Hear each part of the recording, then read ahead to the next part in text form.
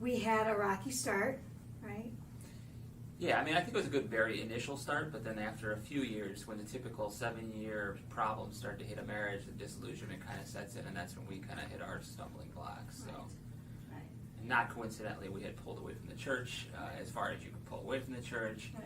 We stayed sacramental up until our kids were baptized, and then at that point, we kind of just did our own thing, and we kind of figured, hey, God, we got this, we're good on our own, we don't need it anymore, Right. and that's when things started to fall apart for us. So. Right.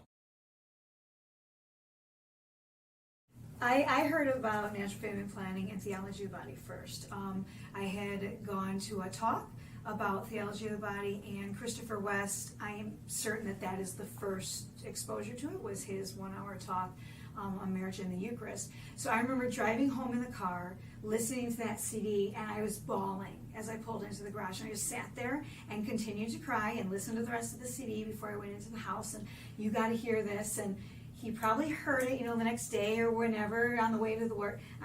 But I don't think it struck him. I don't know, how did it strike you? Yeah, it didn't catch me right off the bat. It was kind of one of those things where I first did what I always do with the church, is I got to challenge it to figure out, is this really true? And if it's true, is there any wiggle room for error or anything like that? The church is very insistent that there sometimes is not wiggle room for error, and this was one of those areas where I wanted to prove that there was, and I failed in my attempt to find there was wiggle room, because it all made perfect sense to me that, to be giving of yourself, and including in our marriage vows, when we said we were going to be open to life, and then thinking, how are so many couples going through these marriage vows and saying, I'm open to life, but then contracepting immediately, Right. if not already before they got married. Right.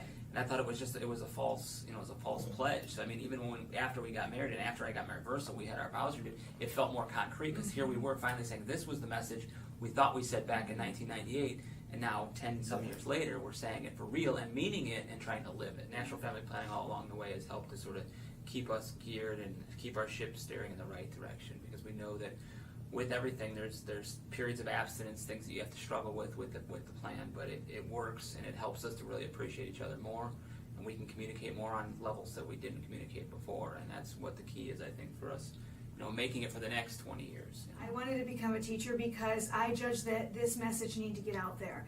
And we only had, at the time, 2 teaching couples in our diocese, and they had been the only 2 teaching couples in like 20 years. Yeah. And so I was very motivated to minister to newlyweds, people who were engaged, to let them know that this was there for them. Expose them to it at the beginning of their marriage, because I was hopeful that I could help them avoid the pain that we had endured through all of our process. And so I was all gung-ho, let's do this, let's learn how to teach, and taught our first couple in August of 2010. And that couple went on to become our first offspring. They became a teaching couple, which was super rewarding, because they came into class. Well, we didn't know this, but they had come into class, and prior to that, the husband had said to they were fiancé at the time, he goes, if they're old or weird, we're not coming back.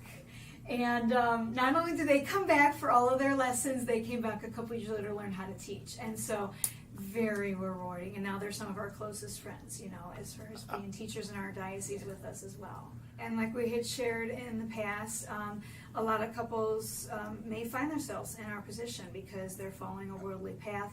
And it's our job to make sure that they know that they're not alone, that they, there's other couples who are willing to walk with them through any struggle that they might be experiencing, and regrets that they might be having from decisions that they've made in the past. It doesn't have to be the end of their story.